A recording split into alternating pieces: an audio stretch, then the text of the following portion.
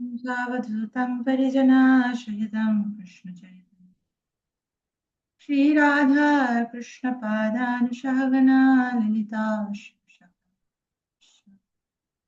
हे कृष्णा करुणा सिन्धु दीनबन्धु जगत्पते गोपिका कान्त राधा कान्त नमस्ते तप्त काञ्चन गौराङ्गी राधे वृन्दवनेश्वरी वृषभानुसुते देवी प्रणमामि हरे नीलाचल निवासाय नित्याय परमात्मने बलभद्र सुभद्राभं जगन्नाथाय ते नमः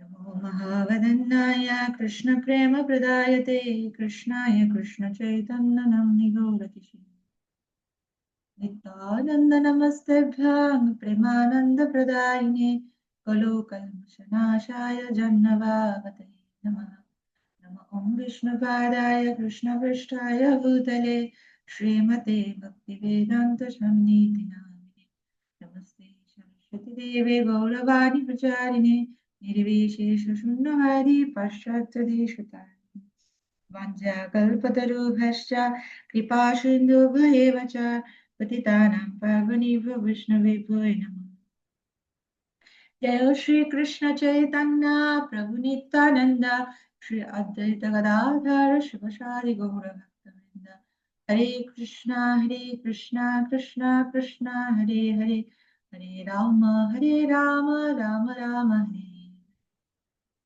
जय श्री गुरु महाराज की जय शोभित जय हरे कृष्णा সদাচার সাধনা ক্লাসে সবাইকে সুস্বাগতম আমরা কি আলোচনা করছিলাম গত ক্লাসে জাস্ট টু দ্য পয়েন্টে যারা শেয়ার করতে চান হ্যান্ড রেজ করুন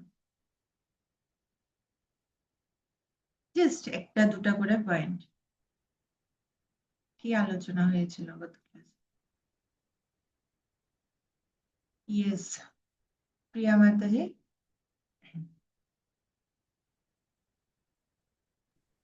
হরে কৃষ্ণ মাতাজি প্রণাম। মাতাজি সিরিয়ালি বলতে হবে নাকি এমনি আমার যে পয়েন্ট গুলো ভালো লেগেছে?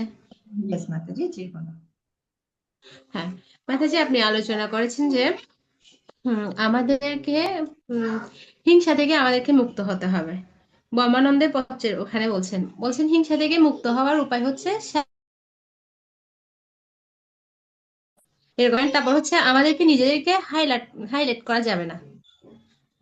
তারপর আরেকটা পয়েন্ট হচ্ছে পরম, মানে গৃহস্থ বা সন্ন্যাসী হই তাতে কিছু যায় আসে না, আমাদের হতে হবে শ্রীকৃষ্ণের নিকট সম্পূর্ণভাবে শরণাগত, তাদেরকে বলা হচ্ছে পরমহংস। তারপর এতটুকু আছে। আমার মনে হয় আমার নোট পয়েন্ট গুলো শেয়ার করে ফেলছি মনে হয়, মানে আমি লিখে রেখেছিলাম। ওকে ওকে বুঝতে পারি ঠিক আছে মানে তারপর আচ্ছা আমাকে ক্লিয়ার শোনা যাচ্ছে মাঝে মধ্যে আটকাচ্ছে না মাতাজি, শোনা যাচ্ছে, ক্লিয়ার শোনা যাচ্ছে। আমার আপনাদের কথাগুলো একটু আটকাচ্ছে ওকে যদি আমার কেননা আমার নেটওয়ার্কে বিশ্বাস করা যায় না এটা খুবই দুষ্ট তো যদি কোনো সমস্যা হয় আমার কথা শুনতে আপনার মেসেজ দিবেন সাথে সাথে চ্যাট বক্সে ঠিক আছে ওকে হ্যাঁ আমরা আচ্ছা যাই হোক মাতাজি যেটা সে পয়েন্ট শেয়ার করলে আমরা জানলাম আমাদের হিংসা করা উচিত ওকে আরো অনেকে হাত তুলেছিলেন টু ওকে সাথী মাতাজি হরে কৃষ্ণ মাতা প্রণাম। শিল প্রভুপাদের উদ্ধৃতির থেকে একটা ঘনিষ্ঠ ভাইয়ের মতো তাদের মতো ঘনিষ্ঠ মতোই ব্যবহার করা উচিত। যথাসম্ভব কৃষ্ণ ভাবনা যুক্ত করে তুলতে হবে, শান্তিপূর্ণ ব্যবহার করতে হবে, তাতে কোনো বিঘ্ন যেন না ঘটে। প্রত্যেককে হতে হবে ঐতিহ্যবাহী, সহনশীল ও সহযোগী। একটা উদাহরণ দিয়েছিলেন, ড্রাইভার এবং প্যাসেঞ্জারের একটা উদাহরণ দিয়েছিলেন। কি হবেন ড্রাইভার হবেন না প্যাসেঞ্জার হবেন বলেন কি মুডে কি ভাব নিয়ে থাকবেন ড্রাইভার ভাব নিয়ে থাকবেন না প্যাসেঞ্জার ভাব নিয়ে থাকবেন প্যাসেঞ্জার। প্যাসেঞ্জার ভাব নিয়ে থাকবেন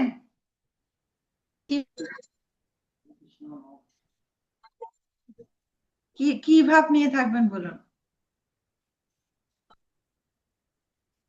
ড্রাইভারের মতো যাতে আমরা সহনশীল হই, এক মানে মনোযোগটা যাতে স্থির থাকে, ওইভাবে ড্রাইভারের মতো হতে হবে।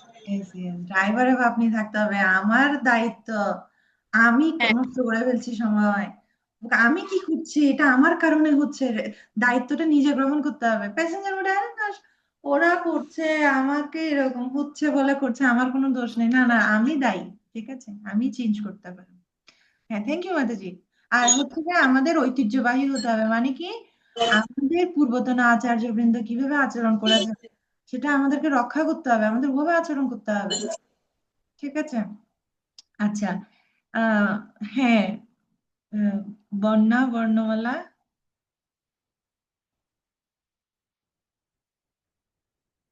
হরে কৃষ্ণ মাতাজি, প্রণাম। মাতাজি, স্ত্রী শব্দের দুইটা সমার্থক শব্দ, অর্ধাঙ্গিনী আর হচ্ছে সহধর্মিণী, এই দুইটা শব্দের এক্সপ্লেন করছিলেন। স্ত্রী কি করে এটা আলোচনা করছিলেন, যে স্যাক্রিফাইস আর take it easy, sorry take everything easy, এরকম। হ্যাঁ, থ্যাংক ইউ। হ্যাঁ, আমরা আলোচনা করছিলাম স্ত্রীর। আমরা শিলা প্রভুপাদ বলছেন, পত্রে শিলা প্রভুপাদ তিনি মনোভাব ব্যক্ত করছেন, তিনি খুব খুশি এটা জেনে যে স্ত্রী পারমার্থিকতায় সহায়তা করছে, এটা জেনে শিলা প্রভুপাদ খুব খুশি। তো সেজন্য আমরা দেখছি যে অ্যাকচুয়ালি স্ত্রীর কি কর্তব্য, সহধর্মিণী মানে ধর্মকাজের প্রতীককে সহায়তা করা। আমরা অনেক এক্সাম্পল দেখছিলাম, এবং যে পয়েন্টটা বলছে যে চারটা গুণ থাকা দরকার। হুম, সে চারটা গুণ কি কি? ও দুটা বলেছে মনে হয়, নাকি আমি নেটওয়ার্কের সমস্যার জন্য শুনিনি, জানি না। একটা হচ্ছে টেক এভরিথিং ইজ, সবকিছু সহজভাবে নেওয়া। আরেকটা ও বলেছে যে কি, স্যাক্রিফাইস। আর দুটা আছে, আর দুটা ও বলেছে কিনা আমি জানি না। ওকে, দেখি টুম্পা মাতাজি বলে কিনা। মাতাজি, স্ত্রীর চারটা গুণ আপনার মনে আছে টুম্পা মাতাজি? বা আপনি কোন পয়েন্টটা শেয়ার করতে মাতাজি চারটা নন, আপনি দুইটা বলেছিলেন মাতাজি। ও, আমি মানে একটা দুটা হচ্ছে আত্মত্যাগ আর একটা হচ্ছে সমঝোতা। সমঝোতা। ওকে, আমি দুটা আর বলেছিলাম। না, আমি চারটাই বলেছিলাম মনে হয়। ওকে। তিনটা বলছেন মাতাজি। তিনটা বলেছিলাম। আচ্ছা, প্রিয়া মাতাজি। আচ্ছা, চারটা বলে, তারপর বলেছে সমঝোতা, তারপর বলেছে সবকিছু সহজভাবে মেনে নেওয়া, টেক এভরিথিং ইজি, আর একটা বলেছে যে প্রত্যেক পরিস্থিতিতে মেনে মেনে নেওয়া। হ্যাঁ, প্রত্যেক পরিস্থিতিকে মেনে নেওয়া। হ্যাঁ, চারটা বলেছিলাম। ওকে, আমরা আবার একটু রিপিট করবো। ইয়েস, টুম্পা মাতাজি, আপনি কোন পয়েন্টটা শেয়ার করতে চাচ্ছিলেন সেটা বলুন।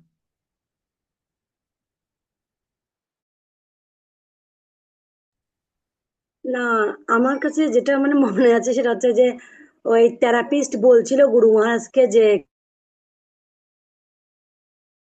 নিতে পারে, বলছে হ্যাঁ তুমি সহজভাবে নি মাই, তারপর হচ্ছে নি তাই, মানে ওভাবে আর কি, ওটা মনে আছে। আর হচ্ছে একটা রাজার গল্প বলেছিলেন, ওই যে আন্টি পড়েছিল, মানে হ্যাঁ। এরকম বয়ে যাবে। হ্যাঁ, এই সময়টাও পার হয়ে যাবে। হুম, এই সময়টা পার হয়ে যাবে। হ্যাঁ। আর গুরু মহারাজের যে লীলামৃতটা আজকে পড়লাম, যে গুরু মহারাজের পাক্ষিক বার্তা দেয় না, সেখানে গুরু মহারাজ বলছেন যে অনেকগুলো বিভিন্ন দেশের ভাষা রয়েছে যেগুলো তাদের ভাষায় ভিন্ন কিছু, কিন্তু সেগুলো ভগবানের নাম, মানে কৃষ্ণ বা হরির নাম। মানে গুরু মহারাজ কতটা গুরুত্ব দিচ্ছে যে যে কোনো যেন তেন প্রকারে আমরা যাতে কি করি, মানে ভগবানের নাম উচ্চারণ করি। হুম, যেমন এখানে গুরু মহারাজ কিছু এক্সাম্পল দিচ্ছেন, যে রাশিয়ান ভাষায় কি বলা হয়, রাম বলা হয়, মানে ওদের ভাষায় এটা ভিন্ন কিছু বুঝায়, কিন্তু সেটা সেটা হচ্ছে ভগবানের নাম। এভাবে গুরু মহারাজ বলছিলেন যে আমাদের আরো কিছু, কারো কিছু জানা আছে কিনা, যে এরকম ভিন্ন ভিন্ন শব্দ তাদের ভাষায়, কিন্তু সেটা ভগবানের নাম বোঝায়। ওকে, এনিওয়ে, আমরা তাহলে আজকে আমরা যাচ্ছি, ক্লাসে প্রবেশ করছি। আমরা দেখছিলাম যে গৃহস্থদের প্রতি কিরকম ব্যবহার, সেখানে শিল প্রভুপাদের আহ শিল প্রভুপাদের পত্রে, সদাচার সাধনা গ্রন্থে আমরা দেখছিলাম।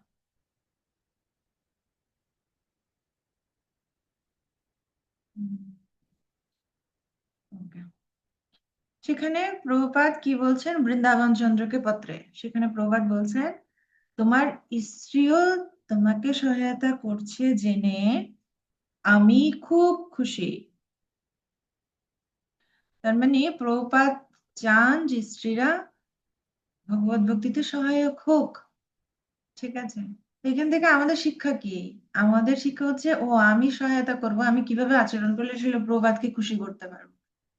সেকেন্ড লাইনে প্রভাত বলছে, আমরা খুব অ্যাটেনশন দিয়ে একটু দেখবো, সাধ্বী জীবন সঙ্গিনীর সেটাই কর্তব্য।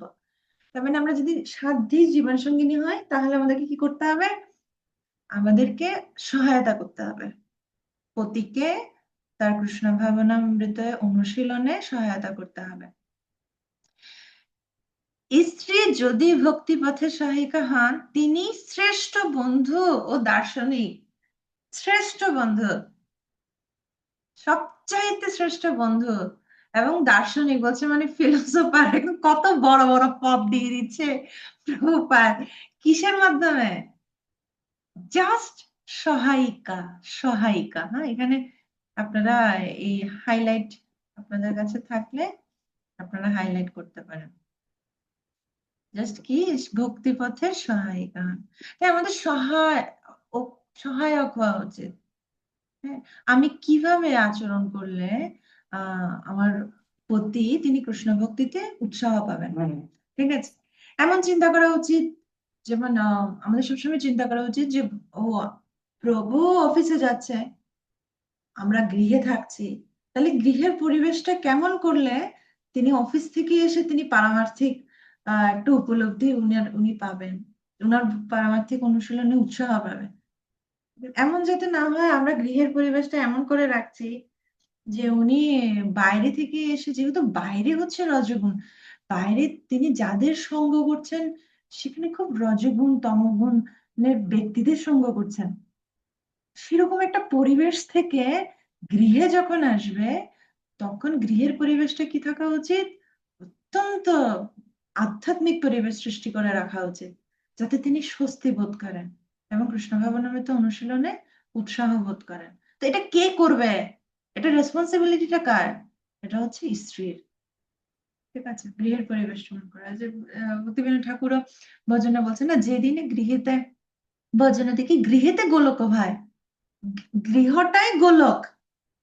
মানে এটা এটা আচার্যদের শব্দ চয়ন যেমন তেমন না, তো গৃহকে বলছেন গোলক। আবার অন্যান্য অনেক জায়গায় গৃহ অন্ধকূপম, গৃহকে অন্ধকূপের সাথে তুলনা করছে। সংসার কূপ, কূপ, সংসার কূপ মানে কূপের সাথে তুলনা করছে। সংসার ঘোর বনের সাথে তুলনা করা হচ্ছে।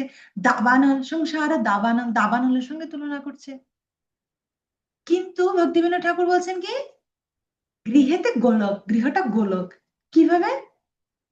ভজন মানে যেভাবে করলে গৃহের পারমার্থিক পরিবেশ বজায় রাখা যায়, এটা নিয়ে আমাদের সবসময় চিন্তা করতে হবে। ওকে, তখনই হচ্ছে বন্ধু। সুতরাং কৃষ্ণ ভাবনায় স্ত্রী কখনোই অবাঞ্ছিতা নন, বরং তিনি একজন সম্পূর্ণ পরিপূরক অংশ। তিনি কখনো নেগলেক্ট, তাকে কখনো অবহেলা করা যাবে না, কেননা তিনি অংশ, তিনি পরিপূরক অংশ, তিনি কৃষ্ণ ভাবনার উন্নতিতে স্বাগত। কালকে আমরা একটা পয়েন্ট বলছিলাম, আপনারা কেউ ওটা শেয়ার করেনি, যে কেন গৃহস্থ আশ্রমকে আহ বলা হচ্ছে অন্য সমস্ত আশ্রমের আশ্রয়। গৃহস্থাশ্রম খুব মহিমান্বিত করা হচ্ছে, কারণ গৃহস্থাশ্রম হচ্ছে কি, এখানে বলছিলাম যে ইউনিট না, স্বামী স্ত্রী দুজনে মিলে একটা ইউনিট হিসেবে কাজ করে। তো সেজন্য স্বামীর পারমার্থিক কার্যক্রম থেকে শুরু করে সমস্ত কিছুর একটা অংশ, পরিপূরক অংশ হচ্ছে স্ত্রী। তো আমরা সেজন্য স্ত্রীর কিরকম আচরণ হওয়া উচিত সেটা নিয়ে আমরা দেখছিলাম। স্ত্রীর অবশ্যই 4টা গুণ, আজকে আমরা জাস্ট 2টা বিষয় দেখব এই সম্পর্কে, দেন আমরা আবার গ্রন্থে আসবো। ওকে, আচ্ছা, আমি মাঝে মধ্যে ভিডিওটা অফ করছি, আমার মনে হচ্ছে আমার নেটওয়ার্ক ভালো না, আপনারা ভালো শুনতে যদি না পারেন তো অসুবিধা। তো যদি ইয়েস, মাতাজি ভিডিওটা অফ করে রাখলে স্পষ্ট বোঝা যায়। ওকে, দ্যাটস ওয়াই। ঠিক আছে, ঠিক ঠিক আছে মাতাজি, থ্যাংক ইউ। ওকে, আমি ভিডিও অফ করছি। আমি এটা কেন দিচ্ছি, আপনাদের ভিডিও গুলো অফ করবেন না দয়া করে, আপনারা শুনছেন। ওকে, তাই আপনারা ভিডিও অফ করে ফেললে তখন সমস্যা। ওকে, তো আজকে আচ্ছা, আমরা এর আগে যেটা দেখছিলাম আদর্শ স্ত্রীর গুণ।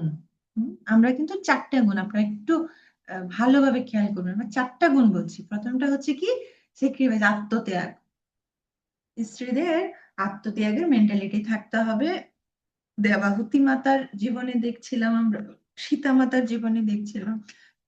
ইচ এন্ড এভরি আদর্শ স্ত্রী, প্রত্যেক আদর্শ স্ত্রীর এটা হচ্ছে গুণ, স্যাক্রিফাইস। আমাদের মনোভাব থাকবে না যে ও আমি আমি আই এম দ্য সেন্টার। ঠিক আছে, স্বাভাবিকভাবে স্ত্রীর আমরা দেখি যে বৈদিক যুগ থেকে শুরু করে আমাদের দাদু দিদা, মা বাবা, তাদের মেন্টালিটিতে আমরা দেখি যে মায়ের ক্যারেক্টারটা সবসময় স্যাক্রিফাইস। সেকেন্ড হচ্ছে কম্প্রোমাইজ, মানে সমঝোতা। কোনো কোনো কিছু হলে সেটাকে সমঝোতা করার গুণটা থাকতে হবে। থার্ড হচ্ছে টেক এভরিথিং ইজি, সবকিছু সহজভাবে নেওয়া। এবং ফোর্থ হচ্ছে adjust mood in every situation, প্রত্যেক পরিস্থিতিতে মানিয়ে নেওয়া। এটা আমি ডিটেইলস যাচ্ছি না, এই 4টা গুণ আমরা কত ক্লাসে আলোচনা করেছি সেজন্য। তবে এটা খুব ইম্পর্টেন্ট। আমরা যত ইতিবাচক চরিত্রগুলো দেখবো শাস্ত্র থেকে, আমরা দেখছিলাম এর আগে, সব ইতিবাচক চরিত্রে এই 4টা গুণ উপস্থিত। আর যত নেতিবাচক চরিত্র আছে সেগুলো কেন নেতিবাচক, কারণ সেখানে এই 4টা গুণ অনুপস্থিত। কিভাবে অনুপস্থিত, আমি কয়েকটা এক্সাম্পল দিই। যেমন আমরা খারাপ স্ত্রীর মধ্যে কাকে দিচ্ছিলাম, একটা এক্সাম্পল দিন আপনারা। খারাপ স্ত্রী কইকেয়ী। কইকেয়ী। ইয়েস, তাহলে কইকেয়ীর মধ্যে কেন খারাপ, মানে কেন খারাপ বলছি, নেগেটিভ চরিত্রটা কেন, কারণ সেখানে স্যাক্রিফাইস ছিল না। কেন কইকেয়ীকে আমরা নেতিবাচক চরিত্রে ফেলছি? ও, তিনি নিজে স্যাক্রিফাইস করেননি না, তিনি নিজের সুবিধাটা লাভ করতে চেয়েছিলেন, আমার ছেলে রাজা হবে। তো স্যাক্রিফাইস এই কোয়ালিটিটা অ্যাবসেন্ট ছিল, সে কারণে তিনি নেতিবাচক। ওকে, তারপর তারপর আর কি হচ্ছে, যেমন দিতি, না না দিতি, দিতিকে আমরা খারাপ স্ত্রী, আপনারা খুব সুন্দরভাবে হোমওয়ার্ক করেছিলেন যে খারাপ স্ত্রী দিতি। তাহলে দিতি কেন নেগেটিভ চরিত্র, কারণ কম্প্রোমাইজ, তিনি সমঝোতা করেননি। Sacrifice, compromise, take everything, everything, এই 4টা গুণই অনুপস্থিত ছিল বলে সেটা নেতিবাচক। ঠিক আছে, আমরা খারাপ চরিত্রকে কাকে বলছি, সুরুচি। তো সুরুচির কি, টেক এভরিথিং ইজ, এটা ছিল না। কি হয়, ধ্রুব ছোট ছেলে, কোলে বসতে চেয়েছে, বসুক না, কি এমন হতো, কিন্তু না, সবকিছু সহজভাবে নেয়নি, সে কারণে নেতিবাচক চরিত্র। ঠিক আছে, তো এইভাবে আমরা দেখতে পাচ্ছি নেতিবাচক মানে হচ্ছে যেগুলো আমাদের করা যাবে না। তার মানে এই 4টা গুণ আমাদের থাকতে হবে, তাহলে আমরা আদর্শ স্ত্রী। ঠিক আছে, এখন আমরা জাস্ট দুটো দুটো বিষয় দেখব। এর পরবর্তী যে বিষয়গুলো আছে ওগুলো আমরা গ্রন্থের ধারাবাহিকতায় ধীরে ধীরে আমরা জানবো। পরের বিষয়টা খুব ইম্পর্টেন্ট, খুব ইম্পর্টেন্ট, কারণ আমাদের প্রশ্ন আসছে, না এই বিষয় রিলেটেড অনেক প্রশ্ন আসছে যে মাতাজিরাই শুধু স্যাক্রিফাইস করে যাচ্ছে, বা অনেক সময় আমরা কিভাবে পারফেক্ট ডিলিং করতে হবে আমরা বুঝতে পারছি না। আমরা ভালো বলছি, আমরা ভালো কথা বলছি, রেগে যাচ্ছে। হ্যাঁ, আহ, কি করলে আমাদের এই ধরনের সমস্যাগুলো হবে না, বা স্ত্রী সবসময় সহ্য করবে, কিভাবে আচরণ করলে সেটা গুড, ভালো হবে। ঠিক আছে, তো হিজ হোলিনেস রাধানাথ স্বামী মহারাজ, তিনি উনার গৃহস্থ নির্দেশিকাতে উল্লেখ করেছেন আমাদের নারীদের পুরুষের মনস্তত্ত্বটা বুঝতে হবে। আর পুরুষের ক্ষেত্রে নারীদের মনস্তত্ত্ব বুঝতে হবে। মনস্তত্ত্ব, এটা যদি কারো একটু বুঝতে অসুবিধা হয়, ইংরেজিতে বলা হয় কি সাইকোলজি। মানে একটু এক্সপ্লেন করি, মনস্তত্ত্ব মানে কি। মনস্তত্ত্ব মানে হচ্ছে কিরকম মন মানসিকতা, কিরকম মানে পুরুষ কি চায় সেটা আমাদের বুঝতে হবে। যে অ্যাকচুয়ালি সেই, যেহেতু ভগবান সৃষ্টি করেছে দুটো ভিন্ন দেহ, তাহলে ভিন্ন মনস্তত্ত্বটা ভিন্ন, একই না। পুরুষ শরীরের মনস্তত্ত্ব এবং নারী শরীরের মনস্তত্ত্ব একই নয়। তাই আমরা একটু দেখবো যে পুরুষের মনস্তত্ত্ব কি। ওকে, বলছে পুরুষের মনস্তত্ত্ব আপনারা একজন পড়তে পারেন। স্ক্রিন দেখা যাচ্ছে? ওকে, একজন পড়ুন আনমিউট করে।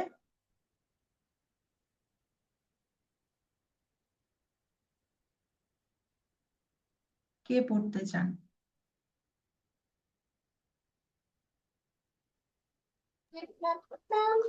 হ্যাঁ, মীনাক্ষী মাতাজি পড়ুন। পুরুষের মনস্তত্ত্ব। পুরুষের আত্ম অনুভূতি সংজ্ঞায়িত হয় ফলাফল অর্জনের সক্ষমতার উপর। Yes, thank you. হ্যাঁ, এটা দ্বারা কি বোঝানো হচ্ছে? পুরুষের আত্ম অনুভূতি সংজ্ঞায়িত হয় ফলাফল অর্জনের সক্ষমতার উপর। তার মানে পুরুষ সবসময় কি চায়? হিরো হতে চায় না। প্রভুদের মেন্টালিটি হচ্ছে তিনি হিরো হতে চায় সক্ষমতার উপর। তার সবসময় ফলাফল, ও এই এই কাজটা হয়েছে মানে কি উনি কত ভালোভাবে করতে পেরেছে না। কেননা পুরুষ কিসের দ্বারা পরিচালিত হয়? একটা ইগো দ্বারা। পুরুষদের একটা অহংকার রয়েছে, সেজন্য ওরা করতে পারে না। ওরা যে ভগবান এমন ভাবে তৈরি করেছে পুরুষ শরীরটা যে তারা তারা করতে পারে, তারা উপার্জনক্ষম, তারা তাদের যে ইগো দ্বারা তারা সেটা তাদেরকে পরিচালিত করে, তাদেরকে কর্মক্ষম করে। ঠিক আছে? তো সেজন্য পুরুষ সবসময় এটা সন্তুষ্ট হয় যে সে কত ভালোভাবে কাজটা করতে পারলো। তো সেজন্য আমাদের মনস্তত্ত্ব বুঝতে হবে। মনস্তত্ত্ব কি বুঝতে হবে? যে ও পুরুষ চাই হিরো হতে, তাই কাকে হিরো করতে দিতে হবে? প্রভুকে হিরো করতে হবে। আমরা নিজে হিরো হতে চাইলে হবে না, তখন ঝামেলা হয়ে যাবে। ঠিক আছে? উনার মনস্তত্ত্ব হচ্ছে he wants to be hero, সে হিরো হতে চায়। তাই আমাদের এমন ভাবে আচরণ করতে হবে যে ওনাকে ফিল করানো ইউ আর মাই হিরো। ঠিক আছে? হ্যাঁ, আপনি হচ্ছেন আমার জীবনের হিরো। ঠিক আছে? এটা ওনাকে ফিল করাতে হবে। কিন্তু আমরা যদি কি করি, নিজেরা হিরো হতে চাই, না না আপনারা না, আমি শ্রেষ্ঠ, তো সেটা ওনার মনস্তত্ত্ব বুঝে কাজ করা হবে না। ঠিক আছে? হিরো হতে দিতে হবে। ওকে, সেকেন্ড পয়েন্টে কি বলছে আরেকজন পড়ুন। আরেকজন পড়ুন।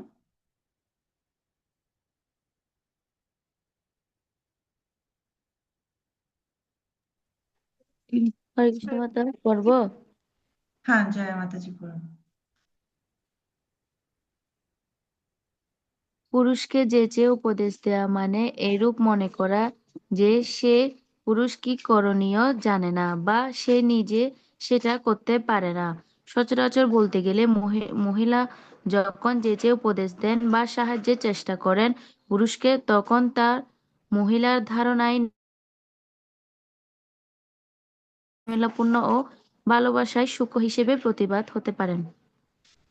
Thank you. এখানে কি বলছে? যে উপদেশ দেওয়া যাবে না। কিন্তু আমরা দেখছিলাম যে আসলে প্রভুপাদ কিভাবে বলছেন যে একজন স্ত্রী হচ্ছেন সহায়ক, ভক্তিপথের সহায়ক স্ত্রী হচ্ছেন একজন শ্রেষ্ঠ বন্ধু এবং দার্শনিক। এবং গত ক্লাসে আমি উল্লেখ করছিলাম কিভাবে সীতামাতা তিনি রামচন্দ্রের অনেক ভূমিকা অবলম্বন করছিলেন। একজন আদর্শ সহধর্মিণী, একজন মন্ত্রী মন্ত্রী মানে সুপরামর্শ তিনি দিতেন। হুম। তো কিভাবে আবার এখানে বলছে যে উপদেশ দেয়, যেচে উপদেশ দেওয়া। ঠিক আছে, তাই আমাদের এখন প্রশ্ন তো, ও মাতাজি, হ্যাঁ, এটা সবসময় যারা অবিবাহিত তাদের মনে এই প্রশ্নটা আসে, বিয়ে করতে তারা ভয় পায়। ও না না, কথা বলা যাবে না, হ্যাঁ, আমরা কিছু বলতেই পারবো না, আমাদের কোনো অস্তিত্ব নেই, না না না বাবু, বিয়েটা অনেক একটা ভয়, আমরা বিয়ে করতে ভয় পাই। কিন্তু না, এখানে কি বলছে, যেচে উপদেশ দেওয়া। হ্যাঁ, তা আমাদের বুঝতে হবে যে কখন কিভাবে কি কথা বলতে হবে, এটা আমাদের শিখতে হবে। তো যেচে উপদেশ দেওয়া এটা পুরুষের একটা মনস্তত্ত্ব, এটা বলছে রাধানা স্বামী মহারাজ, তিনি বলছেন যে যেচে উপদেশ দেওয়া মানে পুরুষটা কি মনে করে, পুরুষটা মনে করে যে ও আমাকে উপদেশ দিচ্ছে মানে কি করতে হবে সেটা আমি জানি না, হ্যাঁ, বা আমি নিজে সেটা করতে পারি না, ও আমাকে এটা বলছে। হুম, আমি অনেক মাতাজিদের থেকে এটা শুনেছি। এবং হারগিজ দেবকী মাতাজি ওনার একটা ক্যাম্পে উনি বলছিলেন, পরে যখন সবার কাছ থেকে শুনি তখন ম্যাচ করি, তো মাতাজি বলছেন যে পুরুষের একটা ইগো থাকে, আমরা যাতে সেই ইগোতে হার্ট না করি বা এমন ভাবে না বলি। যেমন বলছিলেন যে একবারে প্রভুকে বলছিলেন, ও প্রভু আপনি সারাদিন জব করেননি, একটু জব করেন। তখন প্রভু বলছে, আমি কিন্তু এখন ঠিকই জপমালাটা নিতাম, তুমি বলেছো তো সেজন্য আমি করবো না। ঠিক আছে, কারণ প্রভুদের একটা ইগো থাকে। ঠিক আছে, তাই আমাদের কিভাবে বলতে হবে। আর বিশেষ ক্ষেত্রে আমরা যদি যেচে উপদেশ দেয়, আমরা যদি যেচে উপদেশ দিতে যাব, তো পুরুষের মনস্তত্ত্বটা কি, ওনার একটা ভাব হবে যে ও মনে করতেছে এটা আমি পারি না, এটা আমি নিজে পারি না, ও কেন বলছে। ঠিক আছে, তো সচরাচর এখানে বলছে আমরা যদি যেচে উপদেশ দিতে চাই তখন ওই পুরুষের কাছে, প্রভুর কাছে আমরা কি হয়ে যায়, ঝামেলা, কতক্ষণে মুখটা বন্ধ করবে। ঠিক আছে, ঝামেলাপূর্ণ মনে হয়, আর ভালোবাসায় শুষ্ক হিসেবে প্রতিভাত হয়। ঠিক আছে, তো কিভাবে উপদেশ দেয়া যেতে পারে, উপদেশ নয়, সেজন্য আমাদের বুঝতে হবে যে আমরা কিভাবে বললে আমাদের কথাটা ওনাদের কাছে ঝামেলাপূর্ণ হবে না। ঠিক আছে, এভাবে বলতে হবে। এখানে দুটা বিষয় আছে। ফার্স্ট বিষয় আমি বলছি, যেমন আমি সীতা মাতার এক্সাম্পল দিচ্ছিলাম, তারপরে আমরা দেখতে পাই যে আহ, মাতা যশোদা এবং নন্দ মহারাজ, তাদের মধ্যে যখন সম্পর্ক, নন্দ মহারাজকে মাতা যশোদা কৃষ্ণ লীলা, মানে সমস্ত কিছু তাদের মধ্যে কত আন্ডারস্ট্যান্ডিং সম্পর্ক। এবং অপর দিকে দেখতে পাই যে মন্দাদরি এবং রাবণ, তাদের মধ্যে সম্পর্ক। তো সেজন্য উপদেশ নয়, আমাদের কি করা উচিত, আমাদের খুব আনুগত্যের ভাব নিয়ে বলা উচিত। আনুগত্যের ভাব আমাদের অ্যাকচুয়ালি শাস্ত্রে বলছে নারীদের কি কি হওয়া উচিত, একদম যখন শিশু অবস্থায় তখন পিতার অধীনে থাকা উচিত। ঠিক আছে, যখন কুমারী তখন উপযুক্ত পতির তত্ত্বাবধানে, পতির অধীনে, পরবর্তীতে উপযুক্ত পুত্রের অধীনে, মানে কারো না কারো অধীনে থাকবে সবসময় না। সেজন্য আমাদের সবসময় এই ভাবটা ভুললে চলবে না, আমরা অধীনে, তাই আমরা অনুগত, তাই আমাদের সবসময় আনুগত্যের ভাব দেখানো উচিত। তাই প্রভুকে আমাদের যিনি স্বামী, তাকে এটা বুঝানো, এটা এটা এক্সপ্রেস করা, ওনার যদি এটা ফিল হয়, ও আমার স্ত্রী আমার অনুগত। ঠিক আছে, তো আনুগত্যতার ভাব নিয়ে আমরা যখন কিছু বলবো তখন সেটা গ্রহণ করা, ঠিক যেভাবে শিষ্য, শাস্ত্রে সবসময় তুলনা করা হচ্ছে গুরু শিষ্যের সম্পর্ক, স্বামী স্ত্রীর সম্পর্ক, স্বামী স্ত্রীর সম্পর্ককে কিসের সাথে তুলনা করা হচ্ছে, গুরু শিষ্য সম্পর্কের সাথে, যেখানে স্ত্রী হচ্ছে শিষ্য আর স্বামী হচ্ছেন গুরু। তো ঠিক যেভাবে শিষ্য তার গুরুদেবের কাছে কোনো কিছু বলে যে আনুগত্যের ভাব নেই, আমাদের সেভাবে বলা উচিত। আর ওভারঅল সম্পর্কটা হচ্ছে খুব মধুর, কিন্তু আমাদের যে উপদেশ দেওয়া উচিত নয়, বা পারমার্থিকতায়ও এমন কোনো আচরণ করা উচিত নয় যাতে আমাদের প্রভুর ফিল হবে, ও তো আমার চাইতে উপরে, ও আমি আমি নিচে, এরকম ফিল যাতে না হয়। অনেক সময় প্র্যাকটিক্যালি দেখা যায় ভগবত ভক্তি অনুশীলনে হয়তো মাতাজি ভক্তি অনুশীলন করছেন, প্রভু ভক্তি অনুশীলন করছেন না। সেক্ষেত্রে আমাদের আচরণটা কিরকম হবে? কেউ বলতে পারে? ভগবত ভক্তিতে মাতাজি ভক্তি অনুশীলন করছেন, কিন্তু প্রভু ভক্তি অনুশীলন করছেন না। কি কি আচরণগুলো যুক্তিযুক্ত? কি কি আচরণগুলো, এই যে আমরা বুঝলাম পুরুষের মনস্তত্ত্ব বুঝলাম, দুটো মনস্তত্ত্ব শুধু আমরা আলোচনা করেছি যাতে মনে থাকে। একটা হচ্ছে কি পুরুষ কি চায়? হিরো হতে চায়, তাই আমাদের কি করতে হবে? তাকে হিরো হতে দিতে হবে।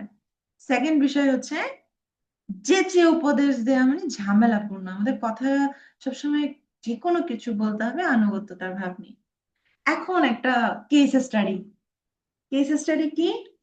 যে মাতাজি ভগবত ভক্তি অনুশীলন করছে কিন্তু প্রভু অনুশীলন করছে না, সেক্ষেত্রে কি আচরণ করা যথার্থ? দেখি কি আচরণ করা যথার্থ এবং কি আচরণ করা যথার্থ নয়, পরে বলবো। আগে হচ্ছে কি আচরণ করা যথার্থ। কেউ হাত তুলবেন?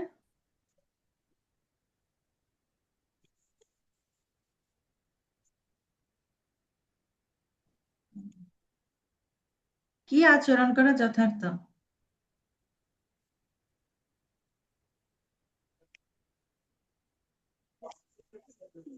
ইয়েস, টুম্পা মাতাজি হাত তুলেছেন। বলুন মাতাজি। আচ্ছা মাতাজি, এটা কি শাস্ত্র অনুসারে বলতে হবে আপনি নাকি আমার প্র্যাকটিক্যালি, থেকে? হ্যাঁ এখন যে আমরা নীতি আলোচনা করেছি না, আপনি এটা প্র্যাকটিক্যালি বলুন।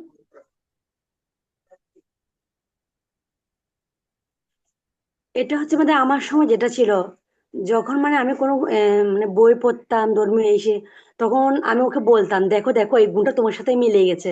বলছে কেমনে? দেখো না, যে উম যেমন দেখো, মানে কি বলে, ওর মানে স্বামীর এরকম হয়েছিল এরকম হয়েছিল, তারপরে এরপরে ও চলে গেছিল, মানে এরকম অনেক কিছু, মানে মানে যে গুণটা বেশি যে ও মানে ও তখন ও একটু আগ্রহী হতো। তারপর দেখা যেত কি শাস্ত্রে অনেক কিছু আমি বুঝতাম, তাও আমি বলতাম যে আমি এটা পাচ্ছি না, একটু এটা আমাকে বুঝিয়ে দাও তো, এটা কিরকম হবে। তখন ও আমাকে বুঝাতো, তো এরকম করতো। তো অনেকগুলো প্রায়, যেমন গীতার প্রায় কয়েকটা শ্লোক মানে বুঝাতো আমাকে, ভগবত গীতার। তারপর হচ্ছে ডিসকভারি যখন আমি করছিলাম, তারপর ওখানেও কয়েকটা যে মানে প্রশ্ন পূরণ ছিল, সেগুলো আমি মানে পারতাম, তাও আমি বলতাম যে এটা কিরকম হবে।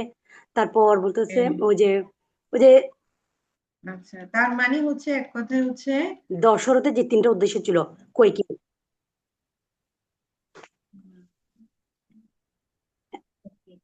ওকে মাঝে, হ্যাঁ, তার মানে এক কথায় হচ্ছে আনুগত্য স্বীকার করে চলা। ঠিক আছে, যেভাবে মাতাজি বলছে শাস্ত্র পড়ছে, সেখানেও প্রভুর থেকে দিক নির্দেশনা যাচ্ছেন। ঠিক আছে, ওকে যে মানে কোনো মানে আমি আগে আসছি, মানে আমি এটা হব, আমি এটা মানে আমি এটা কখনোই বলি নাই। তো সবসময় মানে ওর সান্নিধ্যে থাকার চেষ্টা করতাম। ইয়েস, ওকে, যেমন হয়তো সেবাটা একটু বাড়িয়ে দিতাম, আমি কখনো মানে ওকে ওই যে সেবার দিক দিয়ে কখনো আগে সেরকম করতাম না। এরপর দিয়ে ওর সেবাটা বাড়িয়ে দিতাম সবসময়। মানে মানে ও যদি সন্তুষ্ট থাকে যে ও তো এই কৃষ্ণ ভাবনা এসে ওর ভক্তির দিকটা মানে আমার প্রতি আনুগত্যটা মানে আরো বেশি হয়েছে, মানে এই জিনিসটা যাতে ও ফিল করে। ইয়েস, ওকে, এবং সন্তুষ্ট রাখা। ওকে, ঠিক আছে মাতাজি, খুব সুন্দর যথার্থ আচরণ। আর কে হ্যান্ড রেজ করেছেন? প্রিয়া মাতাজি, ইয়েস, যথার্থ আচরণ কি হতে পারে? হরে কৃষ্ণ মাতাজি। মাতাজি, যেহেতু হচ্ছে আমাদের প্রভু থেকে হচ্ছে আমাদের হিরো, এবং শাস্ত্রে বলা হয়েছে প্রভুরা হচ্ছে গুরুর পথ। যদি প্রভু ভক্ত না হয়, তাহলে স্ত্রী যদি ভক্তি জীবন পালন করে, ভক্তি জীবনের পাশাপাশি তার দাদাই মানে যে কর্তব্যগুলো আছে তার সেগুলো পালন করা উচিত। কারণ হাজবেন্ডকে সবসময় তার জাগতিক দায়িত্বগুলো পালন করে, তাহলে হাজবেন্ড তার তার ভক্তি জীবনের ক্ষেত্রে পজিটিভ হবে, মানে স্ত্রীর ভক্তি জীবন গুলো দেখে উনি পজিটিভ হবে। কিন্তু যদি স্ত্রী তার ভক্তি জীবনটা পালন করে, তার জাগতিক দায়িত্বগুলো অস্বীকার করে বা জাগতিক হাজবেন্ড কে মান্য না করে, তাহলে হাজবেন্ড আরো নেগেটিভ হয়ে যাবে। তো যেহেতু হাজবেন্ড হিরো, হাজবেন্ডকে সরাসরি কোনো কিছু বলা যাবে না। সেক্ষেত্রে সে তার দায়িত্ব কর্তব্য যেগুলো আছে, প্রথম পয়েন্ট হচ্ছে তার দায়িত্ব কর্তব্য যেগুলো আছে সেগুলো খুব ভালোভাবে পালন করা। এবং দ্বিতীয় পয়েন্টটা হচ্ছে ব্যক্তি জীবনে যে আনন্দ উপভোগ করছে, যে লাভ হচ্ছে, সেটা হাজবেন্ডের সাথে শেয়ার করা। উপদেশ নয়, শেয়ার করা যে আমি জব করছি, আমার ভালো লাগছে, বা আমার এটা এটা বেনিফিট হচ্ছে, আমার ভক্তি জীবনে পালন করছি। এটা নয় যে তোমাকে করতে হবে, এরকম কিছু বলা নয় যে দেখো আমার এটা ভালো হচ্ছে, মানে যে ভক্তি জীবনের ভালো গুণগুলো হাজবেন্ডের সামনে তুলে ধরা, এটা হচ্ছে 2 নম্বর পয়েন্ট। আরেকটা হচ্ছে হাজবেন্ড যার, মানে হাজবেন্ড যার কথা শুনে, যে হাজবেন্ডের একজন নির্ধারিত উম, সহজ বা অনেকে থাকতে পারে যার কথা উনি শুনে ও উনি একটু বলতে পারে যে মানে উনার মাধ্যমে কোনো কিছু বলাতে ছেলে বলা, কিন্তু নিজে সরাসরি কোনো কিছু বলা না বলা, মানে এটা সেক্ষেত্রে আরো হাজবেন্ড নেগেটিভ হয়ে যায়। তো আমার, মানে আমার যতটুকু মনে হয়, যতটুকু আমার মতামত সেটা হচ্ছে, প্রথম পয়েন্ট হচ্ছে নিজের দায়িত্বগুলো, পারিবারিক দায়িত্বগুলো খুব ভালোভাবে পালন করা, নিজের ভক্তি জীবন যে আনন্দ উপভোগ করছি সেটা ওনাকে মানে ওনার সাথে শেয়ার করা। আর তৃতীয় হচ্ছে উনি যার প্রতি অনুভব করতে পারে, কিন্তু স্ত্রী সরাসরি নাও না। এটা হচ্ছে আমার উপলব্ধি, মাতাজি। হরে কৃষ্ণ। ইয়েস, হরে কৃষ্ণ, সুপার। ইয়েস। আপনারা খুব, এই কোথায় চলে গেল? Okay, আপনারা খুব সুন্দর, খুব দক্ষ, খুব সুন্দর করে বলছেন মাতাজি পয়েন্ট। এই এতক্ষণ লিখলাম, এগুলো কোথায় চলে গেল? আহ, ঠিক আছে, এখানে আছে মনে হয় নাকি? কি যন্ত্র, মানে হচ্ছে যন্ত্রণা। আচ্ছা, যাই হোক, পয়েন্ট গুলো মনে আছে। মাতাজি 3টা পয়েন্ট বলেছেন এখন, প্রিয়া মাতাজি। সে পয়েন্ট গুলো হচ্ছে আহ যে কি করতে, প্রথম হচ্ছে ঘরের কর্তব্যগুলো সুষ্ঠুভাবে পালন, দায়িত্ব কর্তব্যগুলো সুষ্ঠুভাবে পালন। আর দ্বিতীয় হচ্ছে যে নিজের ভক্তির আনন্দটা শেয়ার করা, বিনীতভাবে শেয়ার করা। এবং তৃতীয় পয়েন্টটা বলছিলেন মাতাজি যে নিজে উপদেশ না দিয়ে উপযুক্ত ব্যক্তি যার প্রতি শ্রদ্ধাশীল তার সংস্পর্শে নিয়ে যাওয়া, যার প্রতি শ্রদ্ধা, যার কথা তিনি শুনবেন। তো খুব সুন্দর পয়েন্ট, এগুলো হচ্ছে যথার্থ আচরণ। এবং টুম্পা মাতাজিও খুব সুন্দর ব্যক্তিগত উপলব্ধি থেকে তিনি বলছিলেন যে তা কিভাবে প্রাধান্য দেওয়া, কিভাবে আনুগত্য স্বীকার করে চলা। ওকে, এখন দেখে বলুন যে কি আচরণগুলো যথার্থ নয়। ভগবত ভক্তি করছে, মাতাজি অনুশীলন করছে, প্রভু করছে না, কি করাটা যথার্থ নয়?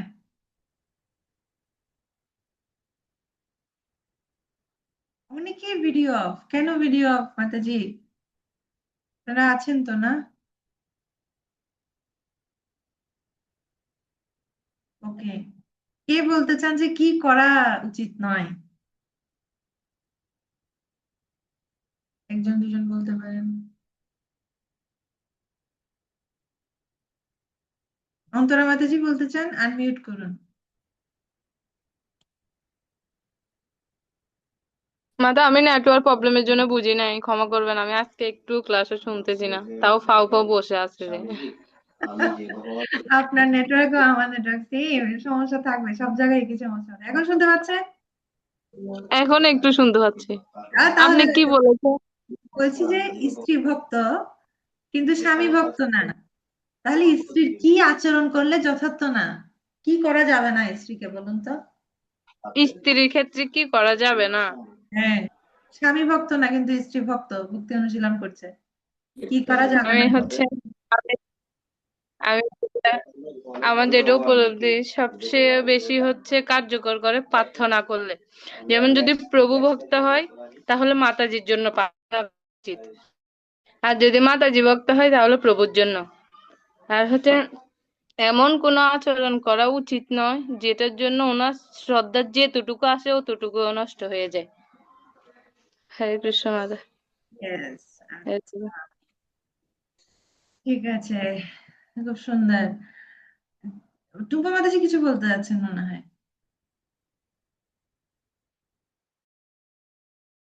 না মাতাজি, আপনি যে বললেন কি করণীয় না, সেটার জন্য বলতে লাগছিলাম আর কি। হ্যাঁ হ্যাঁ বলুন। এটা হচ্ছে যে হিরো বলে না, যে অনেকে মানে আমরা মেয়েরাই অনেকে আছি যে অমুক স্বামী এমন করে, অমুক স্বামী তেমন করে, ইয়েস, তার শাড়ি তুলনা যে দেয়া যাবে না। নাইস পয়েন্ট, আমি লিখতে পারছি না পয়েন্ট হ্যাঁ, উপরে। ইয়েস, তুলনা দেয়া যাবে না। হ্যাঁ, তারপর কে হিরো করা যাবে। তারপর হচ্ছে মানে প্রত্যেকটা পরিবার দেখিয়ে যা, আমিও মনে করেন মানে ওই যে গুরু শিষ্যের একটা কথা বলছিলেন, তো আমরা প্রায় সময় মেয়েরা গুরু হয়ে যায় আর হাজবেন্ড কে বানায় শিষ্য। এটা করা যাবে না। রোল চেঞ্জ করে ফেলা যাবে না, ঠিক আছে? যার রোল তাকে দিতে হবে, ঠিক আছে? হ্যাঁ, আর খুব ইম্পর্টেন্ট পয়েন্ট যেটা হচ্ছে কি, নো তুলনা, কোনো কিছুর তুলনা করা যাবে না। ও আমি মন্দিরে যাই, ওই সব প্রভুরা জপ করে, আমার প্রভুটা জপ করে না। ঠিক আছে? বা অমুক প্রভু, ওদের বাসার পাশের বাসার অমুক প্রভু এমন করে, আপনি কেন এরকম করেন? নো, নো, এটা খুব ডেঞ্জারাস, এটা খুব ডেঞ্জারাস। মানে আমাদের সব ভাবে চিন্তা করতে হবে আমার বাক্য, কেননা বলছে জিহ্বা এমন একটা বিষয়, কোনো হার নেই, কিন্তু এটার এমন অস্ত্র, জিহ্বাটাকে তুলনা করা হচ্ছে এমন একটা অস্ত্র যেটা দিয়ে আঘাত করলে এমন এত আঘাত পায়, যেটা কোন এইরকম আঘাত পায় এরকম কোনো অস্ত্র এখন আবিষ্কার হয়নি। সবচেয়ে মারাত্মক অস্ত্র হচ্ছে জিহ্বা, ঠিক আছে? তাই কথা বলতে, কথা আমরা বলে দিব বাক্যের বান চলে যাবে, কিন্তু সেটা খুব আঘাত হবে, সেটা আরো নেগেটিভ ইম্প্যাক্ট করবে। যেভাবে অন্তরা মাতাজি বলছে যে এমন কোনো আচরণ করা উচিত না যেটা ওনার শ্রদ্ধাটাকে আরো কমিয়ে দেয়, ঠিক আছে? তা আমাদের যারা ভক্তি করছে, আমাদের সবসময় চিন্তা করতে হবে নিজে ভালো ভক্তি করবে, তাহলে ভক্তির আহ কি গুণ রয়েছে না, 6টা গুণ রয়েছে, ভক্তি রসামৃত সিন্ধুতে বর্ণনা করা আছে। 6টা গুণ আছে। তো সেখানে বলছে সুবদা, হ্যাঁ, ক্লেশাগ্নি, প্রথম হচ্ছে ক্লেশাগ্নি, সমস্ত ক্লেশ দূর করবে। হচ্ছে সুবদা, মানে সমস্ত কিছু মঙ্গলময় করবে। তো সুবদা মানে কি, আমাদের অনেক খারাপ গুণ থাকলেও কৃষ্ণ ভক্তি অনুশীলনের সাথে সাথে খারাপ গুণগুলো চলে যাবে, ভালো গুণ বিকশিত হবে, সুবদা, মঙ্গল, মঙ্গল হবে। তো সেজন্য আমাদের ভালো ভক্তি করতে, আমি উত্তেজিত হচ্ছি মানে, আমি সহ্য করতে পারছি না মানে, এটা আমার দোষ, সমস্যাটা আমার, ঠিক আছে? আর ভক্তিটাকে আমাদের খুব ভালোভাবে বোঝা উচিত, আমাদের দীর্ঘদিন ভক্তি করা উচিত, এমন না যে একদিন। ঠিক আছে, কি আচরণ করলে আমি দীর্ঘদিন ভক্তি করতে পারবো, ঠিক আছে? এমন না যে আমার ভক্তিটা শুধুমাত্র দুদিনের, এক সপ্তাহের জন্য, এক মাসের জন্য, ঠিক আছে? আমি জোর করে না, প্রভু যেতে দিচ্ছে না, কোথায়? অন্নকূটে আমি যাবই, আমার তীব্র প্রেম উদয় হয়ে গেছে, আমি ভগবানকে দর্শন না করে থাকতে পারছি না, আমি যাবই, ঠিক আছে? ন, এটা অযথার্থ আচরণ। আমাদের বোঝা উচিত, আমি যদি আজকে অন্নকূট প্রোগ্রামে না যাই, তাহলে প্রভু আমাকে হয়তো বা অন্য দিন, অন্য সপ্তাহে আমাকে নিয়ে যাবে। বা আমি ঘরে বসে পারছি, বা আচ্ছা আমি দেখছি আমি কতটা কৃষ্ণ চেতনায় আছি, আমাকে এটা বুঝতে হবে যে না, আমি যেটা বলেছি ওটা করবোই, এমন যাতে না হয়, ঠিক আছে? তো ধীরে ধীরে আমাদের এটা করতে হবে। এবং মোস্ট ইম্পর্টেন্ট বিষয়, মোস্ট ইম্পর্টেন্ট বিষয়, এটা কেউ এখনো বলেননি, কে বলতে পারেন? ওপেন করে দিলাম যে মানে যে বলবেন, তো মানে বিশেষ, এখন কি করবো আর, অনলাইনে আপনাদের কোনো পুরস্কার দেওয়ার প্রতিশ্রুতিও দিতে পারছি না, একবার হরে কৃষ্ণ মহামন্ত্র বলতে পারি। একটা বিশেষ বিষয় আছে যেটা করতেই হবে, কে বলতে পারে সেই বিশেষ বিষয়টা কি? কেউ নয়। মাতাজি কি বিষয়ে আর একটু বলতেন? ইয়েস, কি করতে হবে যদি সাপোজ প্রভু ভক্ত না মাতাজি ভক্ত, ঠিক আছে? বা আমরা যে সবার ক্ষেত্রে আলোচনা করছি, সাপোজ প্রভুও ভক্ত, ওকে, কিন্তু মাতাজির আচরণ একটা যথার্থ, কি Yes, মাতাজি। মানে কি করতে হবে নাকি কি করতে হবে না কি এটা? করতে হবে, কি করতে হবে?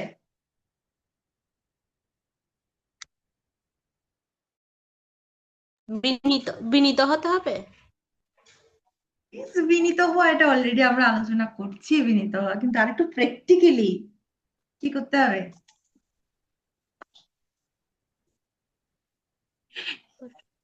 ওকে, কারো মাথায় আসছে না। ভালোভাবে রান্না করতে হবে। এটা আমি বলতে চাইছিলাম আর তা বলি না ওকে, ভালোভাবে রান্না করতে হবে। যদি স্বাদ পায়, সব ক্ষেত্রে স্ট্যান্ডার্ডে হচ্ছে নারীরা, স্ত্রীরা ভক্ত মানে স্ত্রীর একটা বিশেষ গুণ হচ্ছে রান্না। শিলা প্রভুপাদ বলছেন স্ত্রীদের প্রধান গুণ হচ্ছে রান্না। তাই স্ত্রীকে অবশ্যই, তার স্বামী ভক্ত হোক, তার স্বামী ভক্ত না হোক, পরিস্থিতি যেমনই হোক, স্ত্রী যদি ভগবত ভক্তি অনুশীলন করছেন, তিনি জপ করছেন, তিনি ভগবত ভক্তি, কৃষ্ণকে সন্তুষ্টি বিধানের চেষ্টা করছেন, তাকে অবশ্যই খুব নিষ্ঠা সহকারে রান্না করতে হবে। এবং রান্নাটা খুব ইম্পর্টেন্ট। শুধুমাত্র এই রান্নার মাধ্যমে, সেই পতিকে ভোজন করানোর মাধ্যমে প্রসাদ, তাহলে সেই পতির চেতনা পরিবর্তন হবে, আপনাকে মুখে কোনো কথাই বলতে হবে না, শুধুমাত্র রান্না করুন আর খান। ঠিক আছে? কেন? কারণ রান্নার চেতনা ঠিক রাখাটা খুব গুরুত্বপূর্ণ। তো এটা সাইন্টিফিক্যালিও বলছে যে কিছু মাধ্যম রয়েছে যেগুলো আহ, পরিবহন করতে পারে, যেগুলো নিয়ে যেতে পারে এক এক এক জিনিসকে, যেমন সাপোজ তামার তার ইউজ করা হয় না, তামার, আপনারা দেখছেন বৈদ্যুতিক তার হিসেবে কি ব্যবহার করা হয়? তামার তার ব্যবহার করা হয় না? কেন তামার তার কেন ব্যবহার করা হয়? বিদ্যুৎ পরিবহন করতে পারে।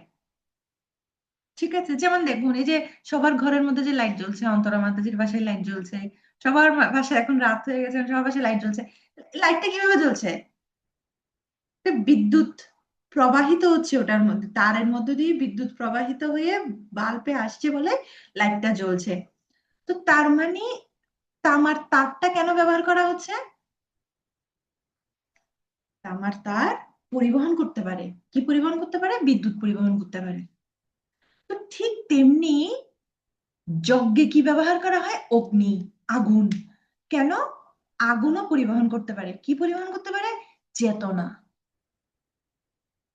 ঠিক আছে, সেজন্য এই যে যজ্ঞ, আগুন কেন ব্যবহার করা হয়? কারণ যজ্ঞে আহুতি দেওয়ার মাধ্যমে, আমাদের চেতনার মাধ্যমে ভগবানের কাছে বা দেবদেব যাদের উদ্দেশ্যে যজ্ঞ করা হয়, অগ্নির একটা বিশেষ ক্ষমতা আছে, সেটা ট্রান্সফার করতে পারে, সেটা চেতনাটা পরিবহন করতে পারে।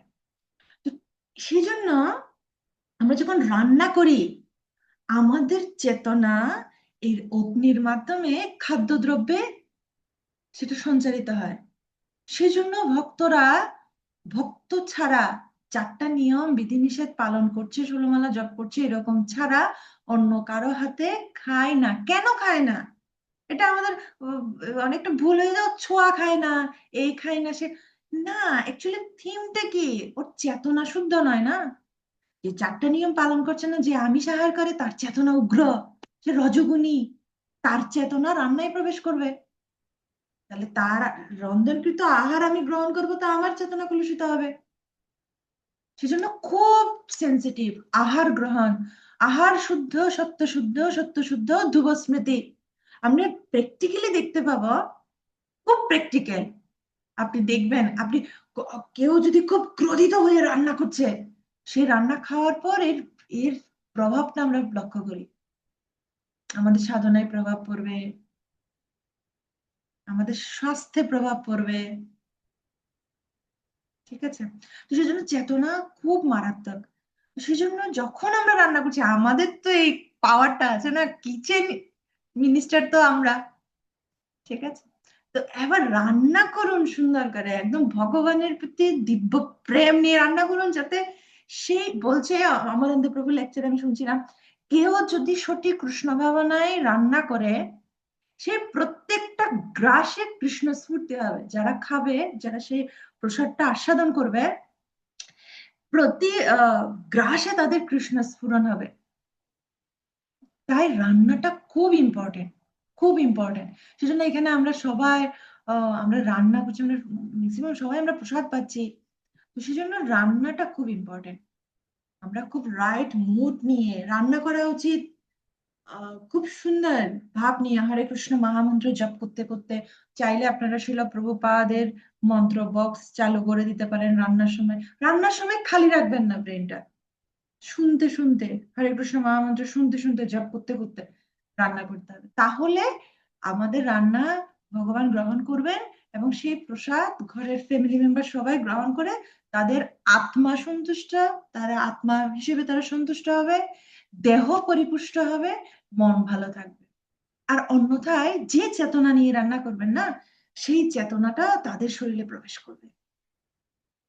এখন বিষয় হচ্ছে, প্রশ্ন আসবে, যদি ভক্ত হয় কিন্তু স্বামী অভক্ত হয়, যদি মাছ মাংস রান্না করতে হয়, আমি লেকচারে এও শুনেছি যদি মাছ মাংস রান্না করতে হয় তথাপি সেগুলো রান্না করার সময়ও কৃষ্ণ চেতনায় থাকা উচিত। তাহলে সে আহার যদিও অমেধ্য, তথাপি সে আহার গ্রহণ করলেও তার হৃদয় পরিবর্তন হবে। ঠিক আছে, নারীদের বিশেষ বিশেষ হচ্ছে কি করা, রান্না যথার্থভাবে রান্না করা। ওকে, আমরা অনেকটুকু আলোচনা করে ফেলেছি। নেক্সট,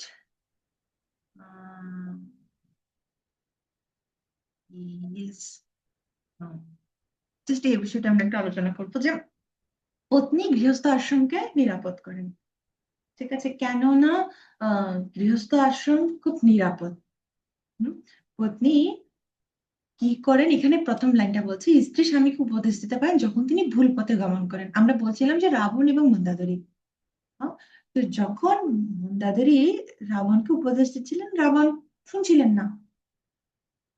কিন্তু যেহেতু সেটা ভুল পথে যাচ্ছিলেন, রাবণ পরমেশ্বর ভগবানের সাথে বিরোধিতা করছিলেন, তখন তিনি সুন্দর বিনীতভাবে তিনি উপদেশ দিচ্ছিলেন, আপনার জন্য এটা উচিত হবে না, এটা করবেন না। ওকে, কিন্তু কিভাবে উপদেশ দেওয়া উচিত বলছে, বিনয়ের সাথে এবং মিষ্টি ভাবে, তার অনুভূতিতে আঘাত না করে। এটা খুব ইম্পর্টেন্ট, খুব ইম্পর্টেন্ট। কথা এমন ভাবে বলতে হবে যাতে অনুভূতিতে আঘাত না হয়। ঠিক আছে, এমন কথা বলে দিলাম এখানে, আমি পরামর্শ দিলাম, ঠিক আছে, কিন্তু ব্যক্তিটা দুমড়ে মুচড়ে শেষ হয়ে গেছে। ঠিক আছে, এমন করা যাবে না। বিনয়ের সাথে মিষ্টি ভাবে এবং যেন অনুভূতিতে আঘাত না করে। ঠিক আছে, এইভাবে করলে এটা আমাদের আমরা যথার্থ আচরণ আমরা করতে পারি। ঠিক আছে, ওকে, আমরা তাহলে এটাই দেখছি যে কিভাবে গৃহস্থের মধ্যে স্ত্রীর কিভাবে আচরণ করা উচিত। এগুলো আমরা মনে রাখবো, প্র্যাকটিক্যালি অ্যাপ্লাই করব, শুধু ক্লাসের জন্য নয়। ঠিক আছে, এমন না যে শুধু ক্লাসের জন্য আমরা আলোচনা করছি, ক্লাসে শুনছি ভালো লাগছে, বাহ আজকে খুব ভালো, অনেক কিছু জানলাম, খুব ভালো, না এখানে রইল অমৃত লহরী, মুখে বলা হরি হরি শেষ, এখান দিয়ে শুনলাম এখান দিয়ে বেরিয়ে গেলো না। এটা আমরা প্র্যাকটিক্যালি আমরা যাতে প্রয়োগ করি। ঠিক আছে, ঠিক আছে, আমি আজকে আর কোনো কিছু আলোচনা করছি না, আমরা নেক্সট দিন বাকি বাকি বিষয়গুলো আমরা আলোচনা করবো। তাহলে আমরা যদি সামারি করি, আজকে আমরা কি কি আলোচনা করেছি? আমরা আলোচনা করেছি শুরুতে স্ত্রীর গুণ, 4টা গুণ আমাদের মনে রাখতে হবে। ঠিক আছে, স্যাক্রিফাইস মানে আত্মত্যাগ, সমঝোতা, সবকিছু সহজভাবে নেওয়া এবং সমস্ত পরিস্থিতিতে মানিয়ে নেওয়া। এই 4টা গুণ আমাদের মধ্যে থাকলে আমরা আদর্শ স্ত্রী। ঠিক আছে, আর না হলে আমরা আদর্শ নই। আমরা সেই শাস্ত্রে যে নেগেটিভ চরিত্র তাদের সাথে তুলনীয় হয়ে যাব, কেননা তাদের মধ্যে এই 4টা গুণ নেই বলেই তারা নেগেটিভ চরিত্র। ওকে, তারপর আমরা দেখছি পুরুষের মনস্তত্ত্বটা আমাদের বুঝতে হবে। আমাদের কি করতে হবে, প্রভুদেরকে হিরো করতে হবে, নিজে হিরো হতে চাইলে হবে না। ঠিক আছে, তাকে অনুভব করাতে হবে যে তিনি আমাদের জীবনের হিরো। ঠিক আছে, বলছে একজন প্রভু সব কিছু করতে পারে, তিনি অসম্ভবকে সম্ভব করতে পারে, শুধুমাত্র স্ত্রী যদি এটা বুঝাতে পারে যে স্ত্রী তার অনুগত, এবং স্ত্রীর তাকে বোঝানো উচিত, তার স্বামীকে বোঝানো উচিত, মানে এটা আচরণের মাধ্যমে। ঠিক আছে, এমন আচরণ করা উচিত স্বামী যাতে ফিল করে যে ও আমার এই পৃথিবীতে আমার একজন অনুগত আছে, সে হচ্ছে একজন, যদি অনুগত থাকে সে হচ্ছে আমার স্ত্রী। ঠিক আছে, মানে একদম একদম খুবই ভালো অনুগত। ঠিক আছে। এবং পুরুষের মনস্তত্ত্ব থেকে আমরা বলছি যেচে উপদেশ দেওয়া উচিত নয়, খুব বিনয়ের সাথে মিষ্টি ভাষায়। ঠিক আছে। আমরা আরো এটা নিয়ে আর ডিটেলস আমরা যাচ্ছি না, কারণ এটা পুরো একটা ক্লাস হয়ে যাচ্ছে, আমরা জাস্ট যতটুকু জানি। কিন্তু এখানে ভাগবতমেরও রেফারেন্স আছে, কিভাবে ভাগবতমে বলা হচ্ছে দেবাহুতি কর্দমুনি সেকশনে যে কিভাবে কথা বলা উচিত মিষ্টি ভাষায়। খুব সুন্দর করে তাৎপর্য প্রপাত উল্লেখ করছে। যাই হোক, আমরা যেটা জানলাম যে কি কি আচরণ করাটা অযথার্থ, কি কি আচরণ করা যথার্থ। ঠিক আছে। তুলনা করা যাবে না, অন্য কারোর সাথে তুলনা করা যাবে না। খুব সব সময় সন্তুষ্ট থাকতে হবে, প্রভু যা কিছু দিচ্ছে সন্তুষ্ট থাকা উচিত। ঠিক আছে। একটা বিষয় বলে শেষ করছি, সন্তুষ্ট থাকার বিষয়টা। এটা রিলেটেড কেন, এটা এই বিষয়টা, আমি যদি সবসময় অসন্তুষ্ট থাকি তাহলে প্রভু কি ফিল করবে? ও আমি তাকে সন্তুষ্ট রাখতে পারছি না, আমি ব্যর্থ। তো প্রভুকে সবসময় এটা ফিল করানো উচিত, না না, আপনি আমাকে খুব ভালো রেখেছেন, আপনি সফল। ঠিক আছে? আমাকে খুব সুখী রেখেছেন, এটা ফিল করানো। কিন্তু আমরা যদি সবসময় অসন্তুষ্ট থাকি তখন কৃষ্ণ ভক্তি হবে না। কেননা আমি বারবার বলছিলাম, পুরুষ মানুষ তারা কাদের সংস্পর্শে বেশি থাকে? রজতম গুণ। চাকরি ক্ষেত্রে যাচ্ছে, বাইরের পরিবেশের সংস্পর্শে বেশি থাকে। তো সেজন্য তাদের আধ্যাত্মিক পরিবেশটা দেওয়ার জন্য আমাদের সূক্ষ্ম, তাদের সূক্ষ্ম শরীর, তাদের স্থূল শরীর, দুটোটার পরিচর্যা করা উচিত আমাদের। ঠিক আছে। স্থূল শরীর মানে কি, আমরা ভালোভাবে রান্না করব, তার তার শারীরিক কোনো অসুবিধা হলে আমরা তাকে দেখবো, যে সাপোজ কোনো পা ব্যথা, এমন না যে ও না আমি আমি আমি কি দাসী নাকি, আমি কেন পা মেসেজ করে দিব, না এরকম নয়। তার সার্বিক ভাবে তার পরিচর্যা করবো। এবং সূক্ষ্ম শরীর, সূক্ষ্ম শরীর মানে কি, মন বুদ্ধি অহংকার, এমন কোনো আচরণ করবো না যাতে যাতে মন বুদ্ধি অহংকারে তিনি কষ্ট পান, অহংকার কমে যায়। প্রভুর অহংকার থাকুক, আমাদের ওটা নিয়ে কাজ করতে হবে না। অনেক সময় বলে মাতাজি এরকম করলে তো একদম প্রভু লাঠি উঠে যাবে না। আমার কর্তব্য হচ্ছে প্রভুকে নামিয়ে আনা।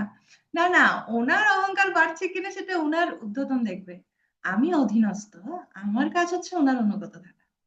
ঠিক আছে। ওকে। তো যেটা বলছি সন্তুষ্ট থাকা কিরকম, সাপোজ প্রভু আহ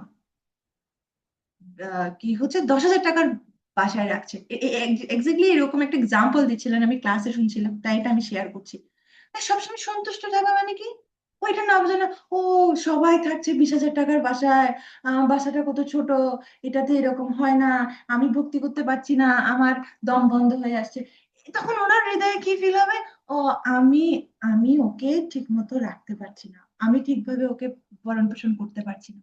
কিন্তু তার চেয়ে বরং স্ত্রী যদি কিরকম হয়, সে 10,000 টাকার বাসা কিন্তু এত সুন্দরভাবে গুছিয়ে রাখে, সুন্দর পারমার্থিক পরিবেশ বজায় রাখে, উছালো ভাবে থাকে, তখন সেই স্বামীর কি ফিল হবে?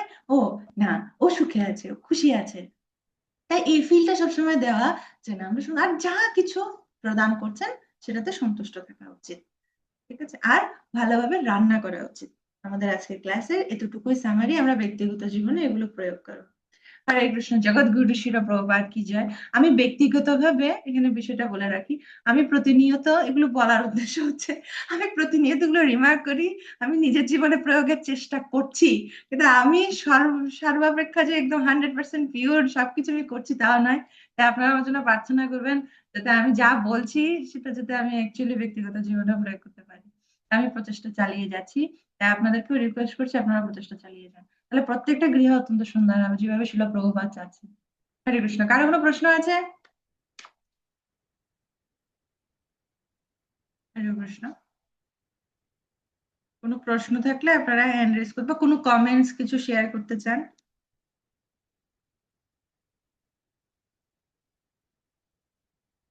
ওকে। ইয়েস, অন্তরা মাতাজি। হাই কৃষ্ণ মাতা, আমার কোনো প্রশ্ন না, আমার একটা জিনিস জানার আছে। সেটা হচ্ছে, কখনো যদি এমন পরিস্থিতি যে ভুল সময় ভুল কথা বলে ফেলেছি, ওই ক্ষেত্রে মানে আমার পর আবার আমার অনুশোচনা হচ্ছে, কিভাবে ক্ষমা চাওয়া উচিত আমাদের? তো কার ক্ষেত্রে বলছেন? অন্যান্যদের ক্ষেত্রে না নিজের প্রভুর ক্ষেত্রে বলছেন? আমার প্রভুর ক্ষেত্রে। হ্যাঁ, হ্যাঁ, নিজের প্রভুর ক্ষেত্রে হোক বা অন্যান্য যে কোনো বৈষ্ণবদের ক্ষেত্রে হোক, প্রিন্সিপালটা হচ্ছে আমাদের শাস্ত্রেও বলছে না, কোনো ভুল করলে এটার প্রথম প্রায়শ্চিত্ত হচ্ছে অনুতাপ করা। মানে অনুতাপে সেটা শোধন হয়। অনুতাপের শাস্ত্রে খুব সুন্দর করে যে যে প্রথম স্কন্ধে যখন আমি বলছি কোথায় যে শৃঙ্গী, মানে শমীক ঋষি যে অনুতাপ করছিলেন, শৃঙ্গী যে অভিশাপ দিয়েছেন পরীক্ষিত মহারাজকে, মানে ওই সেকশনে খুব সুন্দরভাবে আলোচনা করছে যে অনুতাপের আগুনে আমাদের যদি কোনো আমরা ভুল করি সেটা দগ্ধীভূত হয়।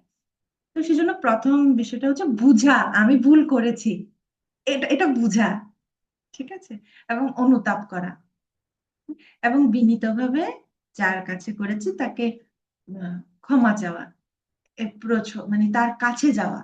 একটু বৈষ্ণব অপরাধে ফার্স্ট গুরু মহারাজ সবসময় বলেন বা আচার্য বর্গরা সবসময় বলেন যে বৈষ্ণব অপরাধ থেকে কিভাবে মুক্ত হওয়া যায়, ফার্স্ট হচ্ছে যার কাছে অপরাধ করা হয়েছে তার কাছে গিয়ে ক্ষমা চাওয়া, ঠিক আছে। আর সেটা যদি আপনার ঘরেই থাকে প্রভু, তাহলে তো আরো সহজ না, প্রভু আছে বাসায় আছে, তো বেশি করে ওই নিজের ইগোটাকে বাড়াতে দেবেন।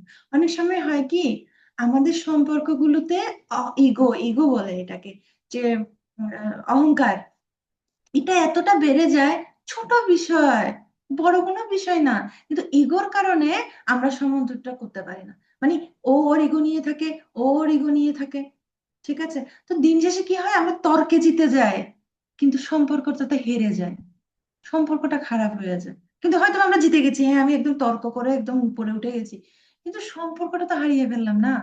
তো সেই জন্য ইগো, মাতাজি হিসেবে আমাদের আমি রিকোয়েস্ট করব, আমাদের ইগোটাকে বাড়াবেন না। কিছু হবে না, আপনি গিয়ে ঠিক আছে, ভুল বুঝাবুঝি হতেই পারে। সবসময় ভক্তি বিজয় ভাগবত স্বামী মহারাজ বলে যে করতাল দুটো একসাথে থাকলে টুনটুন আওয়াজ হয়, ঠিক আছে। যখন একটা করতাল ঘরে একটা করতাল অফিসে তখন আওয়াজ নেই, কিন্তু যখন একসাথে হয় টুনটুন আওয়াজ একটু হবে, এটা অসুবিধা নেই। কিন্তু আমরা স্ত্রী হিসেবে আমাদের উচিত ইগো না রাখা। যান কোনো ভুল হয়ে গেছে, একদম বিনীতভাবে গিয়ে অনুতাপ করুন এবং ক্ষমা চেয়ে ফেলুন, ঠিক আছে। একটা সলিউশন। ওকে, কথা আপনি শুনতে পেরেছেন? ধন্যবাদ নাদান, একটু একটু মাঝখানে বেজে গেছে আসলে। ওকে, ঠিক, হরে কৃষ্ণ। আমি রেকর্ডিং করেছি, আমি জানি না রেকর্ডিংটাতে কতটা ভালো আসবে। হয় কি ক্ষমা চাওয়ার পরও, হুম। অনেক সময় ক্ষমা চাওয়ার পরও যদি ক্ষমা না করতে পারে ওই বৈষ্ণব, তখন কি করবো? হ্যাঁ, বৈষ্ণবরা করবে, বৈষ্ণব করবে, তাহলে ক্রন্দন করুন, পায়ে পড়ে যান, যাতে না, ক্ষমা করে দেওয়ার কথা। উনার পছন্দ মতো ভালো ভালো রান্না করলে হয়ে যাবে। ওকে, অনেক টিপস আছে মাতাজিদের কাছে, আপনি অ্যাপ্লাই করতে পারেন। ঠিক আছে, না বৈষ্ণব বৈষ্ণবটা এমন না। তবে আমাদের উচিত আমরা কি ভুল করেছি সেটা দেখা, ও আমার নিশ্চয় আছে, ঠিক আছে, অনুতাপ করা, না এটা আমার ভুল হয়ে গেছে, কি ভুল হয়েছে অ্যাকচুয়ালি, এটা দেখা আমাদের থেকে ঠিক করা, ঠিক আছে, বৈষ্ণব ক্ষমা করে দেবে। ঠিক আছে প্রিয়া মাতাজি।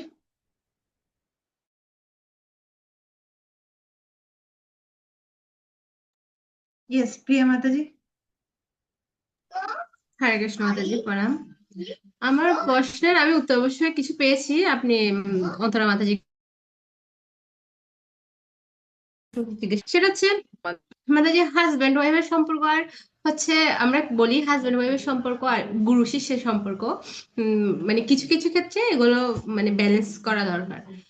কিন্তু মানে বেশিরভাগ ক্ষেত্রে দেখা যায়, আমার কথা কি শোনা যাচ্ছে মাতাজি? ইয়েস মাতাজি, clear. মানে বেশিরভাগ ক্ষেত্রে দেখা যায় হাজবেন্ড ওয়াইফের মধ্যে মান অভিমান এই জিনিসটা বেশি কাজ করে।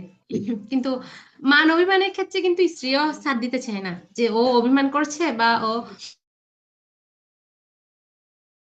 অহংকার হোক, মানে এটা ছাড় দিতে চায় না, যে না আমি অভিমান করছি একটু ভাঙাক বা আমি রাগ করছি, এই জিনিসগুলো চলে আসে। তো সেক্ষেত্রে স্ত্রীরা কিভাবে ডিল করবে, যে অভিমানটাকেও মানে ফেলতে পারছে না, কিন্তু আবার না শরণাগতিটাও থাকুক বা বিনীত ভাবটাও রাখতে চাচ্ছে, আহ, এই ক্ষেত্রে কি করবে? মানে অভিমানটাকেও ফেলতে পারছে না, এই ক্ষেত্রে কি করবে? Yes, মাতাজি। নাইস প্রশ্ন। অ্যাকচুয়ালি মান, অভিমান এই বিষয়গুলো হচ্ছে এটা একটা লেভেল আছে না? অ্যাকচুয়ালি একটা কি বলবো, উম তীব্রতার একটা লেভেল আছে। আমার কথা শুনুন? একটু রিপিট করবেন মা? হ্যাঁ হ্যাঁ, আমাদের রিপিট করছি। অ্যাকচুয়ালি আমাদের যে অনুভূতিগুলোর এগুলোর তীব্রতার একটা লেভেল আছে। যেমন আপনি যে শব্দগুলো বলেছেন না, যেমন মান, অভিমান, এগুলো আমরা অনেকটা কি বলি, ওগুলো একটু তীব্রতাটা কম, মানে এখানে রজগুণের প্রভাবটা কম। ঠিক আছে, ওকে। মান, অভিমান এটা একটা নারীর একটা ইমোশন, যে সফটলি একটা ইমোশন, এখানে সফটনেস আছে।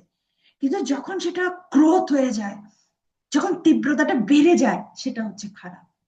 হ্যাঁ, আমাদের ক্ষেত্রে আমি বারবার বলছিলাম যে ও স্বামী স্ত্রীর সম্পর্ক, ঠিক আছে, কিন্তু হ্যাঁ আপনি যেটা বলছেন ঠিক আছে, সেখানে এই টুকটাক ঠিক আছে মান অভিমান, ওকে, কিন্তু বুঝতে হবে এটা যাতে তীব্রতাটা যাতে বেশি না হয়।